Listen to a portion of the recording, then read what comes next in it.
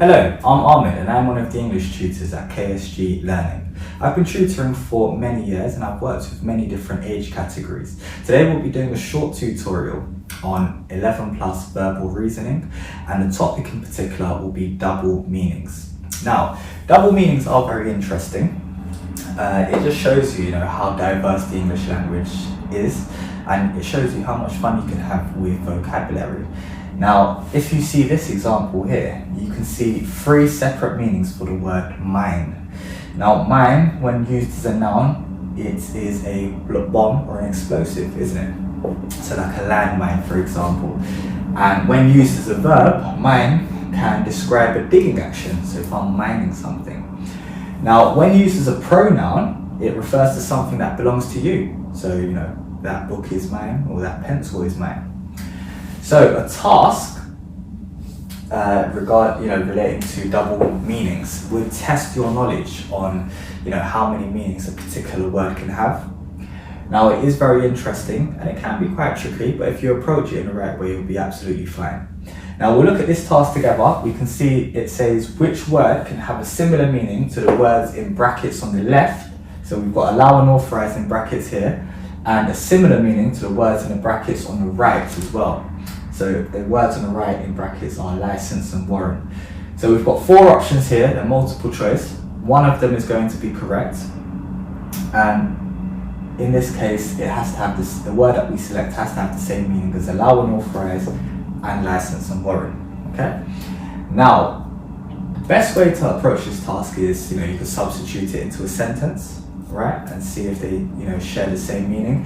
And also think about pronouns, nouns, and verbs. Right? So let's look at the word express. Quite simply, I would look at that and say it's not going to be the word that we're looking for. Reason being, if I use allow and authorize in a sentence and express in a sentence, they pretty much have different meaning each time. So, I'm just trying to express myself. That's the sentence, isn't it? I'm just trying to authorize myself, or I'm just trying to allow myself. They would not mean the same thing. So we already know that express is not similar in meaning to allow or authorize, so we're going to move on. We've got refuse.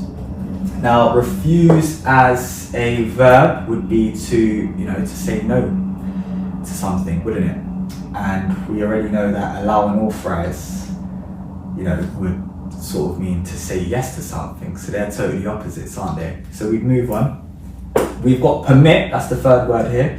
Now, permit, if we use as a verb, means to allow, isn't it? So if I permit someone to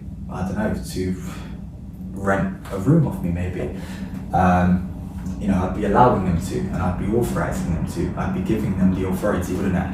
So permit, you could say, has a similar meaning, to allow and authorize.